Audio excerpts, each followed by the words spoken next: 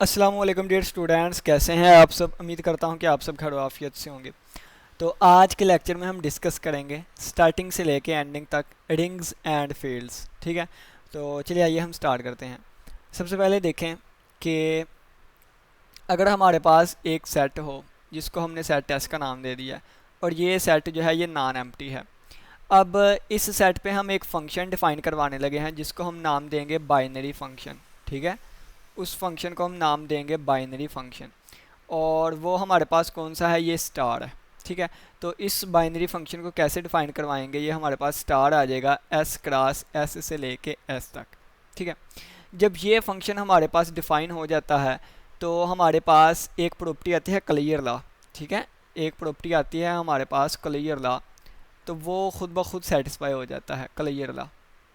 Clear law हमें क्या कहता है, क्लियर लॉ कहता है for all two elements belongs to set S से, सेट एस के हर दो एलिमेंट्स के लिए ए स्टार बी करें तो उसका आंसर भी एस में आना चाहिए। तो बिल्कुल ये भी तो चीज़ यही बताती थी कि दो एलिमेंट लिए, उस पर हमने स्टार अप्लाई किया और जो आंसर आया कहाँ से आएगा, एस से आएगा। तो ये भी वही चीज़ है, तकरीबन ये भी वही चीज़ है। तो जब ये फंक्शन डिफाइन हो जाए तो हम कहते हैं कि क्लियर लॉ होल्ड कर गया। तो हम क्या कहते हैं, क्लियर लॉ होल्ड कर गया। ठीक है, चलें जी।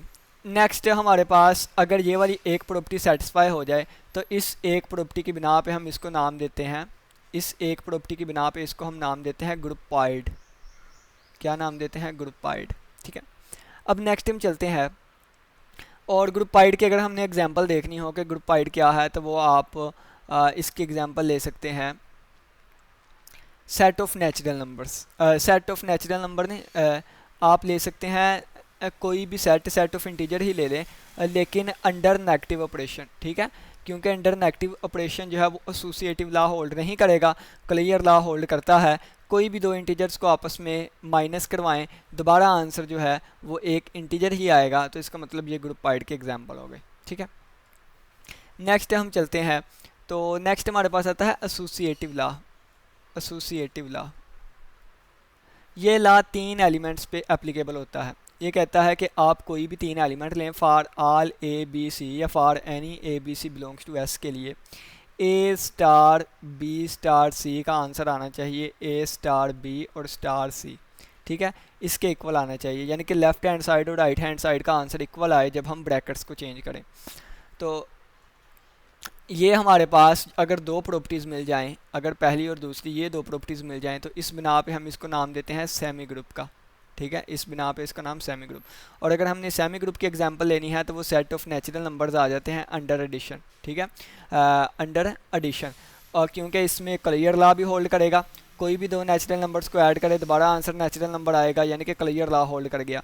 दूसरे नंबर पर आता है एसोसिएटिविटी। ठीक है, तो कोई भी दो एलिमेंट, कोई भी आप इसके एलिमेंट लें, ये वाली लॉ जो है इस पर फुलफिल होगा, लेकिन इसमें एडिटिव आइडेंटिटी जो होती है वो ज़ीरो होती है। ठीक है, एडिटिव आइडेंटिटी जो है वो ज़ीरो होती है, एडिटिव आइडेंटिटी जो है वो ज़ीरो होती है, लेकिन ज़ीरो बिलोंग नहीं करता कहाँ से, सेट ऑफ नेचुरल नंबर से। ठीक है, ज़ीरो नहीं बिलोंग करता सेट ऑफ नेचुरल नंबर से।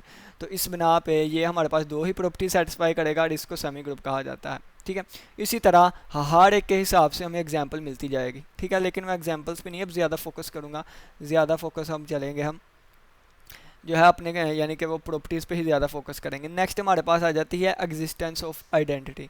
आइडेंटिटी प्रॉपर्टी क्या है, आइडेंटिटी प्रॉपर्टी कहता है कि फॉर ऑल तमाम एलिमेंट्स के लिए, ठीक है, इसके तमाम एलिमेंट्स के लिए देयर एग्जिस्ट, वहाँ पे एक ऐसा एलिमेंट ई एग्जिस्ट करना चाहिए जो कि एस में से ही हो, और अगर ए के राइट से या ए के लेफ़्ट से ई को अप्लाई करवाएं तो ए पे कोई फ़र्क नहीं आए। ठीक है, तो फिर हम ई को आइडेंटिटी एलिमेंट का नाम देते हैं। ठीक है, ई को फिर आइडेंटिटी एलिमेंट का नाम देते हैं।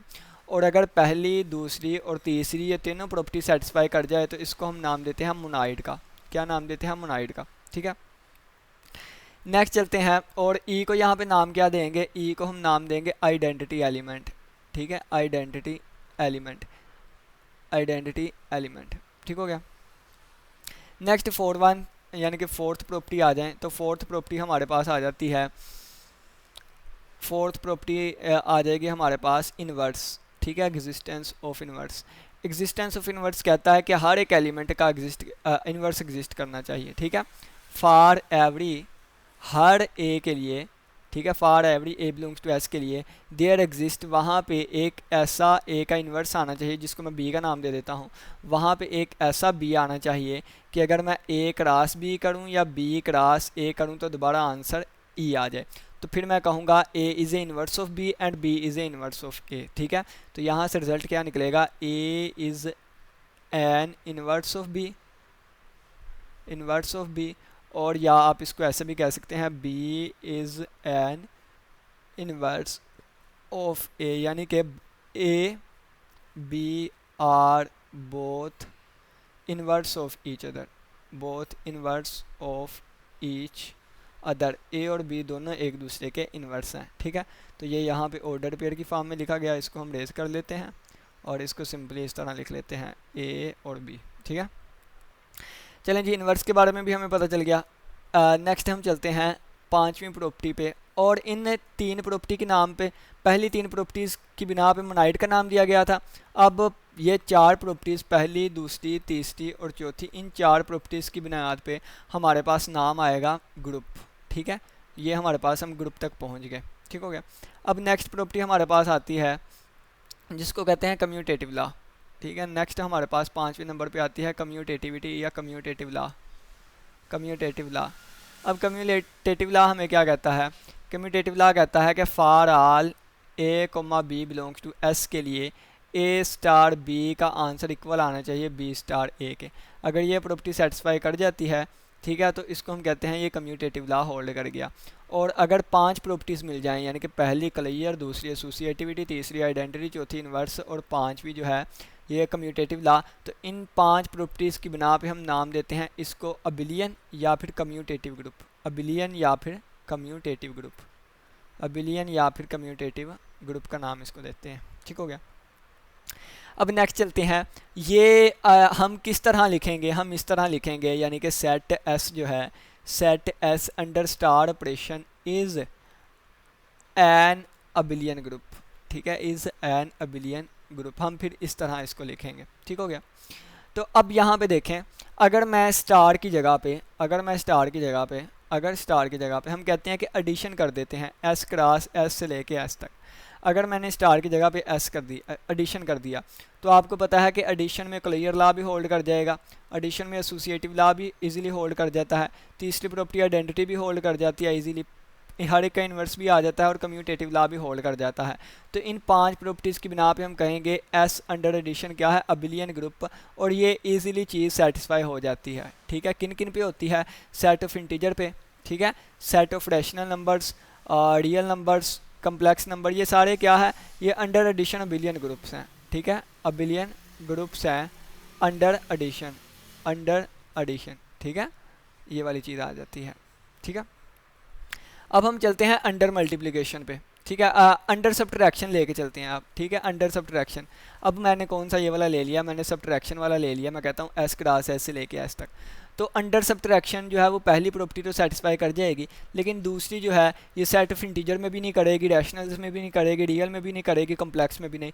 तो यानी कि ये हमारे पास अंडर सब्ट्रैक्शन जो है ये मज़ीद आगे काम बढ़ ही नहीं सका, ठीक है। नेक्स्ट आ जाए तीसरी प्रॉपर्टी पे, यानी कि इसका एक और ऑपरेशन ले लेते हैं हम मल्टीप्लिकेशन का, ठीक है। अब ऑपरेशन ले लेते हैं हम मल्टीप्लिकेशन का। तो मल्टीप्लिकेशन में अगर हम प्रॉपर्टी सेटिस्फाई करवाना चाहें तो पहली प्रॉपर्टी भी इजीली सेटिस्फाई हो जाती है, क्लियर लॉ, ठीक है। ये सारी चीज़ें ना आप ग्रुप के सेक्शन में डिस्कस करेंगे। हम यहाँ पे क्या कर रहे हैं, इस हिसाब से चीज़ें पढ़ रहे हैं ताकि हम जल्दी से जल्दी रिंग तक पहुँच सकें। इसमें एसोसिएटिव लॉ भी होल्ड कर जाता है, इसमें तीसरी प्रॉपर्टी हमारे पास मोनाइड भी एग्जिस्ट कर जाता है, ठीक है, यानी कि तीसरी प्रॉपर्टी जो है वो आइडेंटिटी भी एग्जिस्ट कर जाती है। फोर्थ वन पे हमारे पास इन्वर्स थोड़ा सा प्रॉब्लम करता है, पाँचवें नंबर पे कम्यूटेटिव लॉ भी होल्ड कर जाता है। चलें, जिस तरह भी करके इन्वर्स क्यों मसला करता है, क्योंकि इसमें ज़ीरो आता है, ठीक है, zero has no inverse, zero का इन्वर्स नहीं होता है, ठीक है। यहाँ पे फिर जिस सेट में ज़ीरो हुआ करेगा वो थोड़ा सा यहाँ पे आके मसला किया करेगा, ठीक है। बाकी हम चलते हैं मल्टीप्लिकेशन पे, मल्टीप्लिकेशन पे आ जाएँ। चले मल्टीप्लिकेशन या अब डिवीजन पे आ जाए, ठीक है। चार ही ऑपरेशन है हमारे पास जो ज़्यादा यूज़ होते हैं। डिवीजन हमने ले लिया एस क्रॉस एस से लेके एस, तो इसके क्लियर लॉ में ही मसला आएगा, क्यों, क्योंकि किसी चीज़ को हम ज़ीरो से डिवाइड नहीं करवा सकते, तो इसके क्लियर लॉ में ही मसला आ गया। ठीक है। फिर आगे एसोसिएटिव वो चीज़ें चेक करनी, हर एक में मसला आएगा फिर। तो मज़ीद बेहतर क्या है कि हम इसको भी नहीं, अब ज़्यादा प्रॉपर्टीज़ कौन कौन सी चीज़ सेटिस्फाई कर रही है। एक हमारे पास एडिशन, क्योंकि ये तो बिलियन ग्रुप बना देता है, और एक हमारे पास क्या, अंडर मल्टीप्लिकेशन, क्योंकि ये भी इतनी ज़्यादा प्रॉपर्टी सेटिस्फाई कर रहा है। अब हमने क्या किया, अंडर एडिशन भी चीज़ों को अलहदा डिस्कस कर लिया, अंडर मल्टीप्लिकेशन भी अलहदा डिस्कस कर लिया, जो कि अलजबरा 1 में डिस्कस करके आए, लीनियर अलजबरा में चीज़ें देखी, अलजबरा 1 में देखी, ठीक है।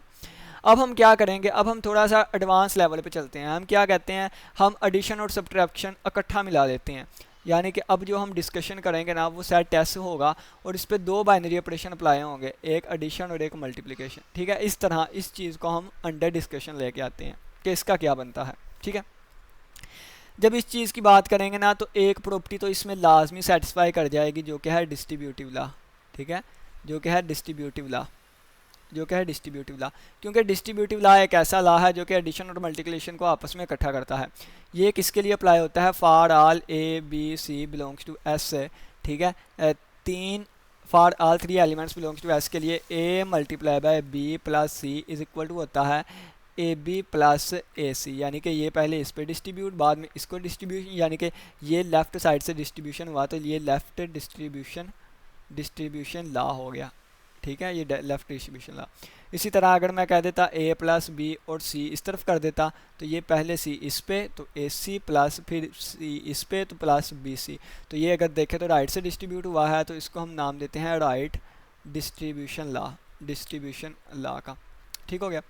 तो यानी कि ये एक प्रॉपर्टी लाजमी होगी हर एक में। अब जो भी हम डिस्कशन करेंगे ये एक प्रॉपर्टी लाजमी होगी, ठीक है। जो भी हम डिस्कशन अब करेंगे ये एक प्रॉपर्टी तो लाजमी होगी, ठीक है, ये एक प्रॉपर्टी तो लाजमी होगी, इसको मैं कह देता हूँ, ठीक है, ये लाजमी होगी, ठीक हो गया। अब आगे चलते हैं जी। अब हमने क्या करना था, एडिशन और मल्टीप्लिकेशन को आपस में लेके चलना था, ठीक है, एडिशन और मल्टीप्लिकेशन को आपस में लेके चलना था।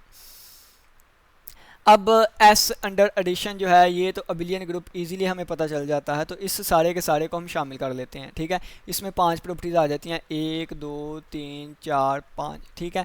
तो अब हम क्या करेंगे, एक ये प्रॉपर्टी हो गई, 5 प्रॉपर्टीज़ ये हो गई, ठीक है। अब एस अंडर मल्टीप्लिकेशन पे चलते हैं। जब एस अंडर मल्टीप्लिकेशन पे हम चलें, यहाँ पे आपने फोकस करना है। अब मल्टीप्लिकेशन में सबसे पहले आता है क्लेयर लॉ, दूसरे नंबर पे आता है एसोसिएटिविटी, तीसरे नंबर पे आता है क्या, आइडेंटिटी, ठीक है। फोर्थ नंबर पे क्या आता है, इन्वर्स, और फिफ्थ नंबर पे क्या आता है, कम्यूटेटिविटी, ठीक है। यहाँ पे फोकस करिएगा। अब मैंने आपको ऑलरेडी बता दिया है क्या कि ये जो भी डिस्कशन होगी ये डिस्ट्रीब्यूशन लॉ सभी के साथ लाजमी आएगा, ठीक है। अब देखें कि जैसे हमने group semi group, monoid group और अबिलियन ग्रुप तक हम पहुँचे, तो उन सभी में एक चीज़ लाजमी थी क्या, कि हम पहले फंक्शन डिफ़ाइन करते थे। यहाँ एडिशन और मल्टीप्लिकेशन आ रहा है तो पहले यहाँ पे फंक्शन डिफ़ाइन करवा लेते हैं हम। तो एडिशन के लिए फंक्शन क्या आ जाएगा, एस क्रॉस एस से लेके एस तक, और मल्टीप्लिकेशन के लिए क्या आ जाएगा, एस क्रॉस एस से लेके एस तक, ये वाले यहाँ पे फंक्शन आ जाएंगे, ठीक है। यानी कि ये एडिशन के लिहाज से और ये वाली चीज़ मल्टीप्लिकेशन के लिहाज से, ठीक है, ये मल्टीप्लिकेशन के लिहाज से आगे। अब जब एडिशन के लिहाज से फंक्शन डिफाइन हो गया, मल्टीप्लिकेशन के लिहाज से फंक्शन डिफाइन हो गया, तो यहाँ पे ये पहली प्रॉपर्टी सेटिस्फाई हो गई, और यहाँ पे भी ये क्लियर लॉ सेटिस्फाई हो गया, ठीक है। अब देखें ये वाली 5 प्रॉपर्टीज़, ठीक है, एक ऊपर डिस्ट्रीब्यूशन लॉ 6 हो गई, और एक ये क्लियर लॉ, ठीक है, और क्लियर लॉ के साथ हम एक एसोसिएटिविटी शामिल कर देते हैं। इन सारी प्रॉपर्टीज़ को मिला के हमारे पास रिंग बन जाती है। क्या बनती है, रिंग। दोबारा देख लें, यहाँ पे मैं लिख देता हूँ रिंग क्या है, यहाँ पे हम लिख लेते हैं कि व्हाट इज़ रिंग, रिंग क्या है। एक ये एस अंडर एडिशन क्या हो, अबिलियन ग्रुप हो, यानी कि ये 5 प्रॉपर्टीज़ इसकी आ गई।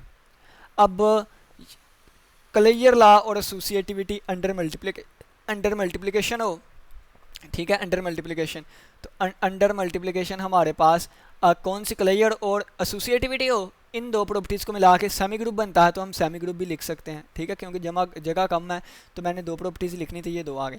और डिस्ट्रीब्यूशन लॉ हो और डिस्ट्रीब्यूटिव लॉ हो, डिस्ट्रीब्यूशन ला या डिस्ट्रीब्यूटिव ला हो। तो टोटल अगर आप देखें तो 5, 6, 7 और 1 8, इन 8 प्रॉपर्टीज़ की बिना पे हम क्या नाम देते हैं, रिंग का नाम देते हैं। इन 8 प्रॉपर्टीज़ की बिना पे हम इसको क्या नाम देते हैं, रिंग का नाम देते हैं। ठीक हो गया, इन 8 प्रॉपर्टीज़ की बिना पे रिंग।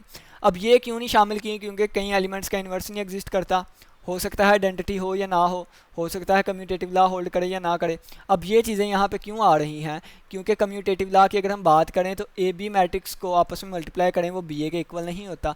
तो यानी कि मल्टीप्लिकेशन में आके सेट प्रॉब्लम कर जाते हैं, सेट के एलिमेंट्स। ठीक है, इस वजह से चीज़ों को एक एक स्टेप आगे बढ़ के डिस्कस किया जा रहा है। ठीक है, इन्वर्स अगर हम देखें तो ए नॉन नेगेटिव भी हो, यानी कि ए जो है वो नल मैट्रिक्स ना हो, फिर भी हो सकता है इसका इन्वर्स एग्जिस्ट ना करे। तो इन्वर्स की उस वक्त बात होती है जब आइडेंटिटी की। तो हमने फिलहाल वो चीज़ें अलग कर ली जो कि प्रॉब्लम नहीं करती।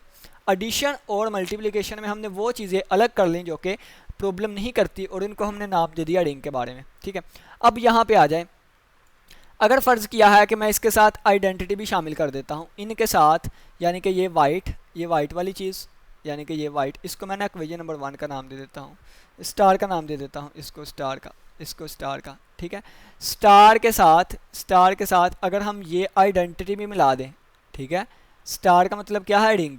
तो अगर स्टार के साथ हम आइडेंटिटी भी मिला दें तो जो चीज़ हमारे पास आएगी उसको हम नाम देते हैं रिंग विद आइडेंटिटी या रिंग विद यूनिटी। क्योंकि आपको पता है मल्टीप्लिकेटिव आइडेंटिटी क्या होती है, 1 होती है। ठीक है, ये वाली चीज़ आ गई।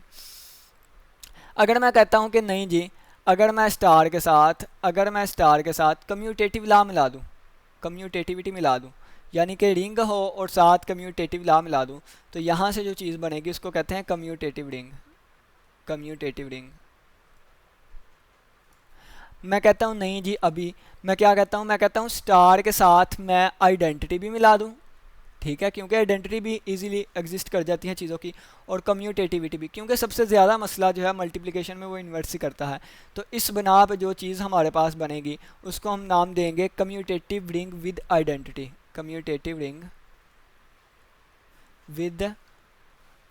कह लें या विद यूनिटी कह लें। ठीक है, ये वाली चीज़ हमारे पास आ गई। तो यहाँ से पता चल गया क्या कि डिस्ट्रीब्यूशन लॉ लाजमी है, एस अंडर एडिशन जो है अबिलियन ग्रुप को ये भी लाजमी है, क्लियर और एसोसिएटिविटी मिल जाए तो इन की बिना पे हमारे पास रिंग बन गई, साथ आइडेंटिटी भी मिल जाए तो रिंग विद यूनिटी, कम्यूटेटिव मिल जाए रिंग विद कम्यूटेटिव रिंग, और अगर ये सारी मिल जाए तो हमारे पास क्या बन जाएगा, कम्यूटेटिव रिंग विद यूनिटी।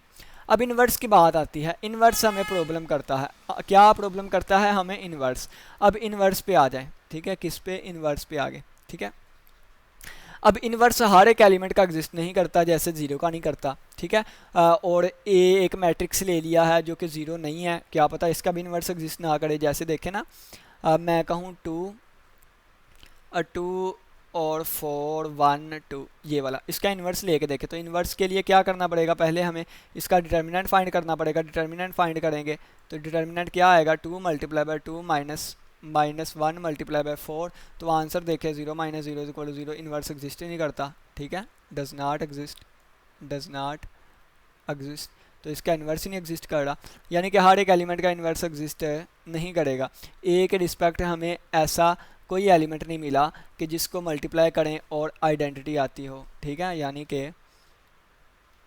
कि ए के रिस्पेक्ट हमें ऐसा कोई यहाँ पे इन्वर्स नहीं मिला कि आइडेंटिटी आती हो, ये तो एग्जिस्ट ही नहीं कर रहा। ठीक है, तो यानी कि हर एक एलिमेंट का इन्वर्स एग्जिस्ट नहीं करता। यहाँ पे आगे हमें प्रॉब्लम आ गई। अब हमने इसको भी अलग-अलग कर देना है। अब हमने वो एलिमेंट अलग कर देने हैं जिनका इन्वर्स एग्जिस्ट करता है। ठीक है, मैं लिख दूंगा एलिमेंट हुज इन्वर्स एग्जिस्ट, ऐसे एलिमेंट, यानी कि इन्वर्स को अब लेके चलने लगा हूँ आगे, ऐसे एलिमेंट जिनका इन्वर्स एग्जिस्ट करता है उसको हम क्या नाम देंगे, उसको हम यूनिट का नाम देंगे, यूनिट एलिमेंट।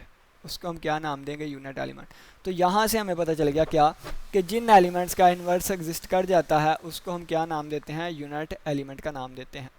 अब यहाँ पे एक और बात, मज़े की डेफिनेशन आ गई। अब हम मज़ीद आगे बढ़ते हैं। देखें, मैं क्या कहता हूँ कि मैं एक रिंग ले लेता हूँ, रिंग, ठीक है, रिंग, और सिंपल रिंग ली है।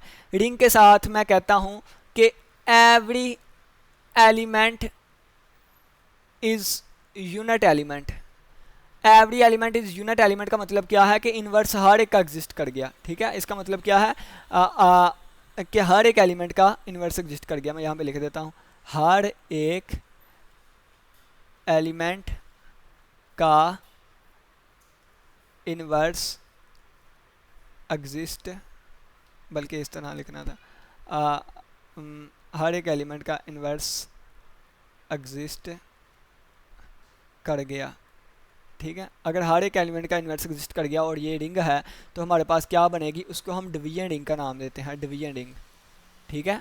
उसको क्या नाम देते हैं, डिवीजन रिंग। और डिवीजन रिंग का ही दूसरा नाम क्या है, स्क्यू रिंग, ठीक है, स्क्यू रिंग। अगर और यहाँ पे फोकस वाली बात ये है कि इन्वर्स की बात हमेशा उस वक्त होती है जब आइडेंटिटी एग्जिस्ट करती है, क्योंकि आइडेंटिटी के बाद इन्वर्स वाली आती है ना प्रॉपर्टी। तो इसका मतलब क्या है, यहाँ पे जो रिंग ली गई है वो कौन सी होगी, विद यूनिटी, ठीक है, विद यूनिटी, यानी कि उसमें ये वाली रिंग ली गई है, यानी कि ये वाली रिंग ली गई है, ठीक है, यानी कि रिंग विद यूनिटी। इसके साथ अगर हर एक एलिमेंट का इन्वर्स एग्जिस्ट कर जाए तो वो हमारे पास क्या होता है, वो हमारे पास बन जाती है डिवीजन रिंग। डिवीजन रिंग में कौन कौन सी चीज़ें आएंगी, दोबारा रिवाइज कर लें, डिवीजन रिंग में कौन कौन सी चीज़ें आएंगी, डिवीजन रिंग में देखें कौन कौन सी चीज़ें आएंगी। डिवीजन रिंग में डिस्ट्रीब्यूशन लॉ तो ऑलरेडी फॉलो करेगा, ठीक है, डिस्ट्रीब्यूशन लॉ, डिस्ट्रीब्यूटिव लॉ,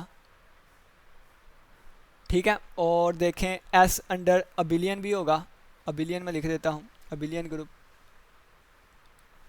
और देखें एस अंडर मल्टीप्लिकेशन में कौन कौन सी प्रॉपर्टी फुलफिल करेगी, क्लियर होगा, एसोसिएटिविटी आएगी, आइडेंटिटी आ गई, फोर्थ इन्वर्स भी आएगा क्योंकि हर एक एलिमेंट का इन्वर्स एग्जिस्ट कर गया। तो ये वाली प्रॉपर्टीज इसमें होंगी, कौन सी, ये वाली प्रॉपर्टीज इसमें होंगी। इन्वर्स ने भी कोई मसला नहीं किया अब, क्योंकि हर एक एलिमेंट का इन्वर्स एग्जिस्ट कर गया। आइडेंटिटी हो तो इन्वर्स की बात करते हैं, एसोसिएटिविटी भी आ गई, यानी कि ये वाली प्रॉपर्टीज़ आ गई। अब अगर इन प्रॉपर्टीज़ के साथ अगर मैं कम्यूटेटिव भी ऐड कर दूँ, इन प्रॉपर्टी के साथ कम्यूटेटिव भी ऐड करूँ, यानी कि इन प्रॉपर्टीज़ के साथ मैंने कम्यूटेटिव लॉ भी होल्ड कर दिया, तो इस बिना पे जो हमारे पास चीज़ बनती है उसको हम नाम देते हैं फील्ड का। अब फील्ड का मतलब क्या हुआ, फील्ड का मतलब ये हुआ, यहाँ पे वापस आ जाएं कि डिस्ट्रीब्यूशन लॉ भी ऑलरेडी हो गया, ये भी 5 प्रॉपर्टीज़ हो गई। अब यहाँ पे देखें, यानी कि ये 6 प्रॉपर्टीज़ हो गई, 7वीं ये, 8वीं ये, 7वीं 8वीं 9वीं 10वीं ये भी मैंने शामिल कर दी, 11वीं, यानी कि सारी की सारी जितने प्रॉपर्टीज़ हम लेके जा रहे थे अब सारी हमने क्लियर कर दी। हमने कहा किसी में भी ना मसला ना आता हो, S under addition abelian group हो, ये भी सारी सेटिस्फाई हो जाए, यानी कि एस अंडर मल्टीप्लिकेशन भी अबिलियन ग्रुप बन जाए और डिस्ट्रीब्यूशन लॉ भी फॉलो करता हो, तो इन 11 प्रॉपर्टीज़ की बिना पर जो चीज़ हमारे पास बनेगी वो फील्ड बनेगी। और अगर हमने फील्ड की डेफिनेशन लिखनी हो तो फील्ड की डेफिनेशन क्या आएगी, यानी कि अब फील्ड की डेफिनेशन क्या आएगी, फील्ड की डेफिनेशन अगर हम देखें तो एस अंडर एडिशन जो है वो अबिलियन ग्रुप हो, क्या हो, अबिलियन ग्रुप हो, कोई प्रॉपर्टी मसला ना करती हो। एस अंडर मल्टीप्लिकेशन क्या हो, अबिलियन ग्रुप हो, कोई मसला ना करती हो प्रॉपर्टी। और यहाँ पे क्या आएगा, नेक्स्ट डिस्ट्रीब्यूटिव लॉ हो, ठीक है। तो इन प्रॉपर्टीज़ की बिना पे हम उसको फील्ड का नाम देते हैं। अब फील्ड की कुछ एग्जांपल्स आ जाएं, इसकी एग्जांपल्स कौन सी है, ठीक है, फील्ड की कुछ एग्जांपल्स, तो सेट ऑफ रैशनल नंबर्स और सेट ऑफ रियल नंबर्स और सेट ऑफ कम्प्लेक्स नंबर, और इन सभी में से हमने ज़ीरो को निकाल दिया है, ठीक है। इन सभी में से अगर हम ज़ीरो को निकाल दें तो ये अंडर एडिशन और मल्टीप्लिकेशन हमारे पास क्या बन जाएगी, फील्ड बन जाएंगे, ठीक है, फील्ड बन जाएंगे। वैसे ऐसी नोटेशन में नहीं लिखना चाहिए इसको, मैं सही करके प्यारा करके लिखता हूँ जिस तरह मैथमेटिकली आपको सही ही भी माना जाए, ठीक है उसको। तो ये देखें, यानी कि रैशनल नंबर्स और इसमें से ज़ीरो को निकाल दें, अंडर एडिशन और मल्टीप्लिकेशन ये फील्ड होती है। सेट ऑफ रियल नंबर्स और इसमें से ज़ीरो को निकाल दिया जाए क्योंकि ज़ीरो का इन्वर्स एग्जिस्ट नहीं करता, हमने सेट ही वो लिया है जिसमें ज़ीरो नहीं है, ठीक है। और ये हमारे पास क्या है, ये फील्ड्स की एग्जांपल है। उम्मीद करता हूँ कि चीज़ों की समझ आई होगी। नेक्स्ट हमारे पास एक इंपॉर्टेंट कंसेप्ट आता है, इंटेग्रल डोमेन क्या होती है। इंटेग्रल डोमेन क्या होती है, अब ना इन जनरल यहाँ पे थोड़ा सा देखें, जनरली अगर हम बात करें ना, जनरली तो ए बी अगर हमने दो एलिमेंट लिए हैं किसी भी नॉन एम्प्टी सेट में से, सेट एस क्या है, नॉन एम्प्टी है, हमने ए बी दो एलिमेंट लिए हैं एस में से, तो हम कह दें कि ए बी जो है वो ज़ीरो के इक्वल हो। इसमें कौन कौन सी पॉसिबिलिटी बन सकती है, हो सकता है ए ज़ीरो हो सकता है बी ज़ीरो हो सकता है ए भी ज़ीरो हो बी भी ज़ीरो हो, और चौथी पॉसिबिलिटी भी बनती है कि ए नॉट इक्वल टू ज़ीरो हो और बी भी नॉट इक्वल टू ज़ीरो हो। ठीक है।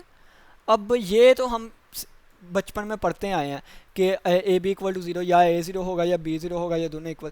अब ये वाला केस क्या आ गया, तो ये भी हम पढ़ते आए हैं कि दो मैट्रिक्स लें आप, ए और बी, और वो नल मैट्रिक्स नहीं होने चाहिए। एक मैंने ए मैट्रिक्स ले लिया जो कि नल मैट्रिक्स नहीं है, इसी तरह मैंने एक बी मैट्रिक्स ले लिया जो कि नल मैट्रिक्स नहीं है।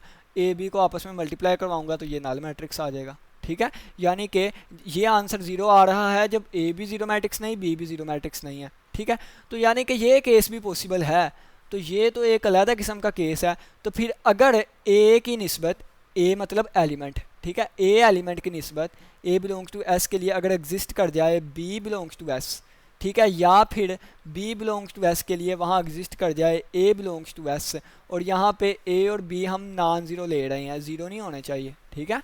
ए की निस्बत बी ऐसा एग्जिस्ट कर जाए या बी की निस्बत ए ऐसा एग्जिस्ट कर जाए कि वो दोनों ज़ीरो तो ना हो, बट, ठीक है, बट ए बी का आंसर ज़ीरो आता हो, तो फिर हम उस एलिमेंट को क्या नाम देते हैं, ज़ीरो डिवाइज़र का, ठीक है। उस एलिमेंट को क्या नाम देते हैं, ज़ीरो डिवाइज़र का, ज़ीरो डिवाइज़र का। दोबारा सुन लें, अगर ए की निस्बत ऐसा बी एग्जिस्ट कर जाए और बी की निस्बत ऐसा ए, और ये नॉन ज़ीरो की बात की जा रही है जो कि ज़ीरो ना हो, ए नॉन ज़ीरो के लिए बी नॉन ज़ीरो ऐसा एग्जिस्ट कर जाए, या बी नॉन ज़ीरो के लिए ऐसा ए नॉन ज़ीरो एग्जिस्ट कर जाए कि दोनों को आपस में मल्टीप्लाई करवाएं और आंसर ज़ीरो आता हो, तो फिर हम उस एलिमेंट को नाम क्या देते हैं, ज़ीरो डिवाइज़र का नाम देते हैं, ठीक हो गया। अब यहाँ पे देखें तो इसका मतलब हमें क्या पता चला, हमें पता चला कि रियल में अगर हम देखें, कम्प्लेक्स में देखें, अगर इंटीजर्स में देखें, ठीक है, या रैशनल्स में देखें, तो A B equal to zero का मतलब या हम ए ज़ीरो लेते हैं या बी ज़ीरो या दोनों ज़ीरो लेते हैं। तो इसका मतलब है कि इसमें ज़ीरो डिवाइज़र्स नहीं होते, ठीक है, has no zero divisors, has no zero divisor, has no zero divisor, ठीक है। और इसका मतलब ये चौथा केस यही तो ज़ीरो डिवाइज़र की कंडीशन है, और इसको हम क्या नाम देंगे, इसको हम ज़ीरो डिवाइज़र का नाम देंगे, ठीक है, इसको ज़ीरो डिवाइज़र का नाम देंगे। अब ऐसी स्क्यूरिंग, अब ऐसी स्क्यूरिंग जो कि ज़ीरो डिवाइज़र ना रखती हो, ठीक है, उसको फिर हम नाम देते हैं इंटीग्रल डोमेन का। ऐसी स्क्यूरिंग डिवीजन जो कि ऐसी डिवीजन जो कि ज़ीरो डिवाइज़र ना रखती हो, उसको हम नाम देते हैं इंटीग्रल डोमेन का, ठीक है। ऐसी, एक मिनट, ये नहीं था, ऐसी कम्यूटेटिव रिंग, ठीक है, ये वाली प्रॉब्लम थी, इस वजह से मैं इतनी देर का बार बार बोल रहा था कि मुझे ये कन्फर्म करना था, ठीक है। ऐसी कम्यूटेटिव रिंग, यानी कि ऐसी हमने क्या लेनी है, कम्यूटेटिव रिंग लेनी है, कम्यूटेटिव रिंग लेनी है जो कि has no zero divisor, has no zero divisor, has no zero divisor, जो कि ज़ीरो डिवाइज़र ना रखती हो, उसको हम क्या नाम देते हैं, उसको इंटीग्रल डोमेन का नाम देते हैं, इंटीग्रल डोमेन का। अब यानी कि प्रॉपर्टीज़ गिनना स्टार्ट करें, कितनी प्रॉपर्टीज़ होंगी, एक डिस्ट्रीब्यूशन के आगे, 5 एसोसिएटिविटी के आगे, और कम्यूटेटिव रिंग कहा गया है, यूनिटी की बात नहीं की गई, ठीक है, कम्यूटेटिव रिंग और यूनिटी की बात नहीं की गई। और ये हमारे पास क्या आ जाएगा, कितनी प्रॉपर्टीज़ उसकी ऐड होंगी, 2 3, क्योंकि कम्यूटेटिव भी है, और एक हमारे पास ज़ीरो डिवाइज़र आ जाएगा, ठीक है। तो इस बिना पे हमारे पास क्या हो गया, इंटीग्रल डोमेन बन जाएगी, ठीक हो गया। तो ये हमारे पास चीज़ें जो आपको बताई जा रही हैं, ये प्रूफ भी हैं इनके, ठीक है, जो कि आप कर सकते हैं, लेकिन यहाँ पे हम एज अ शॉर्टकट ये वाली चीज़ें लेके चल रहे हैं, ठीक है। तो उम्मीद करता हूँ कि आज के लेक्चर की समझ आई होगी। आज के लेक्चर में हमने सिंपली क्या चीज़ें डिस्कस की वो सभी आपके सामने हैं। अब थोड़ा सा और मैं थोड़ा सा ओवरव्यू दे दूँ। अगर हम देखें तो हम यहाँ से चले थे एस क्रास एस से लेके एस तक, ठीक है। अगर मैं यहाँ पे एडिशन रख दूँ तो ये एडिशन के हिसाब से इस तरह चीज़ बन जाएगी, और अगर मैं यहाँ पे मल्टीप्लिकेशन रख दूँ तो इस तरह ये चीज़ बन जाएगी।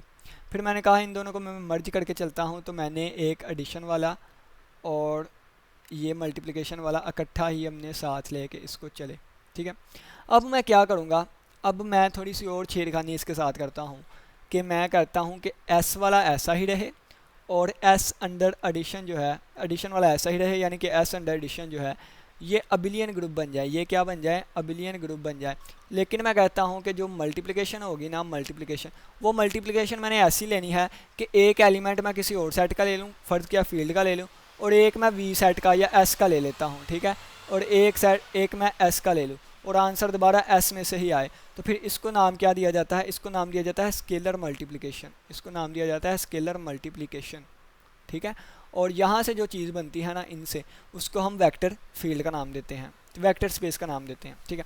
अब ये देखें 5 प्रॉपर्टीज़ ये वाली। अब इस पे चलें, इस पे हम क्या करेंगे, पहली प्रॉपर्टी इसकी आएगी कि स्केलर डिस्ट्रीब्यूट होएगा किस पे, वेक्टर्स पे, ठीक है। इसके एलिमेंट्स को वेक्टर कहते हैं, ठीक है। एस के एलिमेंट्स को, एलिमेंट्स ऑफ एस को हम क्या कहते हैं, वेक्टर्स कहते हैं, ठीक है। और एलिमेंट्स ऑफ एफ को क्या कहते हैं, स्केलर्स कहते हैं, ठीक है। तो पहली प्रॉपर्टी क्या होने लगी है, स्केलर डिस्ट्रीब्यूट होगा वेक्टर्स पे। तो फ़र्ज़ किया मैंने स्केलर ले लिया और यहाँ पे u प्लस वी ले लिया, तो स्केलर डिस्ट्रीब्यूट होने लगा है इस पे, तो alpha u plus alpha V, ये इसकी पहली प्रॉपर्टी होगी।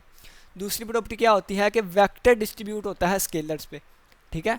तो यानी कि वेक्टर जो है वो डिस्ट्रीब्यूट होगा किस पे, स्केलर्स पे।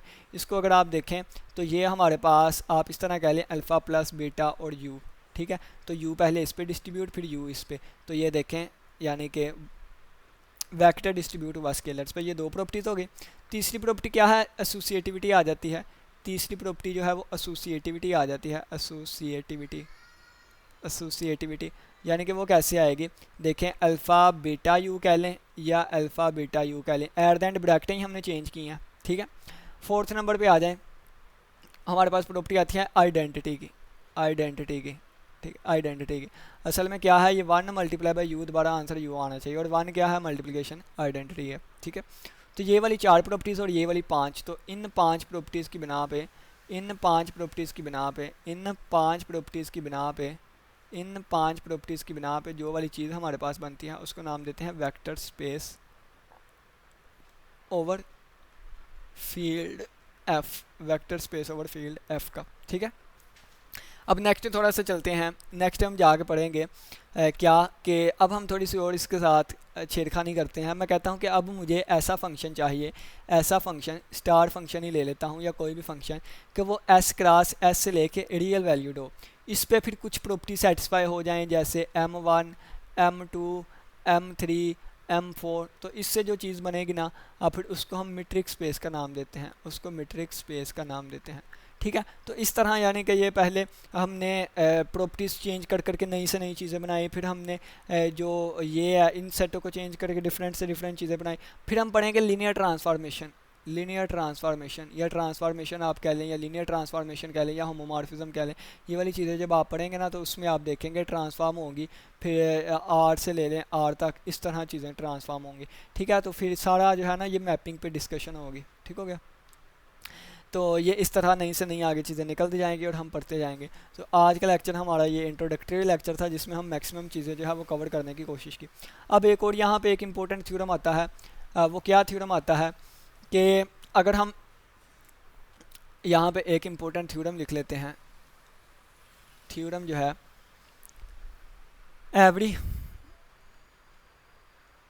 Field is a vector space over itself, कि हर एक जो फील्ड होती है वो वेक्टर स्पेस होती है ओवर इटसेल्फ। यानी कि देखें, पहले हमने डिस्कशन किया कि वी वेक्टर स्पेस होगी ओवर फील्ड एफ, इसको पढ़ते हैं V is a vector space over field F, ठीक है, ओवर फील्ड एफ। लेकिन अगर मैं कहता हूँ कि every field is a vector space, कि यहाँ भी एक फील्ड ही ले लूँ, ठीक है, फील्ड ओवर इटसेल्फ, ये क्या हो जाएगा, field F is a vector space over field F, यानी कि फील्ड ही फील्ड पे वेक्टर स्पेस होती है। ये थ्योरम है, हम सहर करने लगे हैं, ठीक है। तो पहले वेक्टर स्पेस की सारी प्रॉपर्टीज़ लिख लेते हैं, ठीक है। वेक्टर स्पेस की कौन कौन सी प्रॉपर्टी होती है कि एफ जो है यानी कि वी जो है वो अंडर एडिशन अबिलियन ग्रुप हो, ठीक है, अबिलियन ग्रुप हो। फिर नेक्स्ट प्रॉपर्टी क्या आती है, 5 प्रॉपर्टी जिसमें कवर हो जाएगी। छठी प्रॉपर्टी हमारे पास आएगी कि alpha u plus v is equal to alpha u plus alpha v. 7वीं प्रॉपर्टी क्या है, अल्फ़ा प्लस बीटा कर देंगे, यहाँ यू कर देंगे तो alpha u plus beta you बन जाएगा। और 8वीं क्या है कि हम कर देंगे alpha beta U is equal to alpha beta U, ठीक है। और 9th क्या है, 1 dot U is equal to U, ठीक है। ये वाली प्रॉपर्टीज़ है। अगर मैं वी की जगह एफ़ ले लूँ, ठीक है, वी की जगह एफ़, तो कौन कौन सी प्रॉपर्टीज़ आ जाएंगी, वी की जगह अगर मैं एफ़ ले लूँगा तो 5 प्रॉपर्टीज़, वी की जगह पे एफ़ लिख लूँ, ठीक है, ये वाली चीज़ें बन जाएंगी। फिर एफ अंडर एडिशन क्या हो, अबिलियन ग्रुप हो, अबिलियन ग्रुप हो, ठीक है। ये वाली प्रॉपर्टीज़ मुझे फिर सेटिस्फाई करवानी पड़ेंगी, ये वाली, ठीक है। और छठी क्या आ जाएगी, अल्फ़ा और यू। अब देखें यहाँ पे कि ये किसके एलिमेंट्स थे, ये वेक्टर्स के एलिमेंट थे, किसके, वेक्टर्स वी के एलिमेंट थे। और ये किसका एलिमेंट था, फील्ड का। अब यहाँ पे भी फील्ड के एलिमेंट आएंगे, क्योंकि देखें ना कि हम वी की जगह भी एफ ले रहे हैं, तो यहाँ पे मैं एलिमेंट ले लेता हूँ क्या, अपनी मर्ज़ी से, वो भी मैं स्केलर ले लेता हूँ, ए बी ले लेता हूँ, ए प्लस बी, तो आंसर क्या आ जाएगा फिर, alpha A plus B A, B L plus alpha B, ठीक है, अल्फ़ा बी। अब यहाँ पे मैं सातवीं प्रॉपर्टी में क्या ले लेता हूँ, अल्फ़ा प्लस बीटा, और यहाँ पे ए ले लेता हूँ, ये बन जाएगा alpha A plus beta A.